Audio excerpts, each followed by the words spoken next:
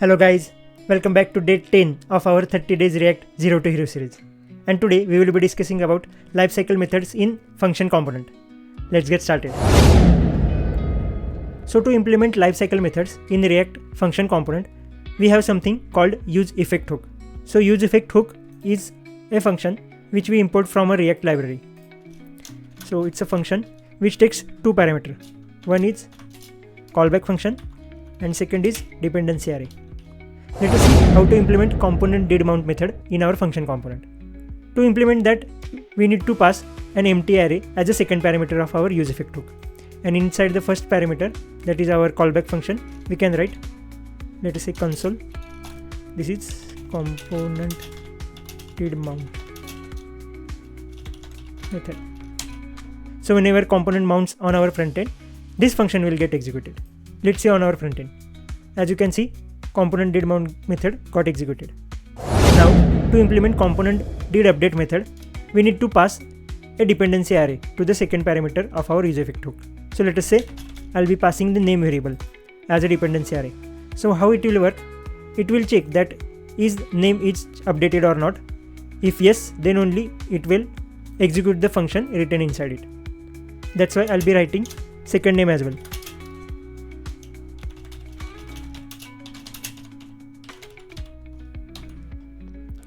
Like this. Let's see on our front end. So as you can see, componentDidMount method and componentDidUpdate method got executed. And whenever I'll be updating the name variable by using this button click, this state will get updated like this. And as you can see, this method got executed once again. In this case, know one thing, that your useEffect hook will run at least once, no matter what. Like it will work as componentDidMount method, it will work as componentDidUpdate method. So you will have to write the logic inside the useEffect hook in such a way that whatever the code written inside it or whatever the function you are passing inside it should have to run as a componentDidMount or componentDidUpdate method. Now let us see how to implement componentWillUnmount method. So to do that, I will first comment this useEffect hook in our main component. I have created one more component, that is a test component, which is a normal component returning test component. I have imported it in our main app.js file, and also in our HTML I have made some logic that if name is equal to YouTube, then only temporary component will be visible, so that we will able to see how componentWillUnmount method works. So inside this test component, I will be writing the useEffect hook.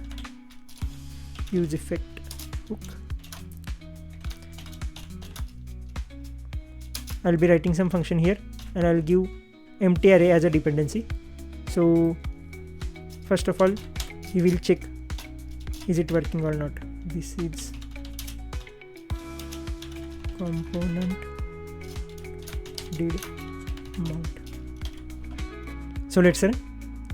Yeah, so as you can see, this is a componentDidMount method coming from temporary component.jsx file. Yeah, so we are right. Now to implement componentWillUnmount method, we have to return a function from the callback function of your useEffect hook. So here I'll be returning a function like this, and I'll write this is componentWillUnmount. Let's test this.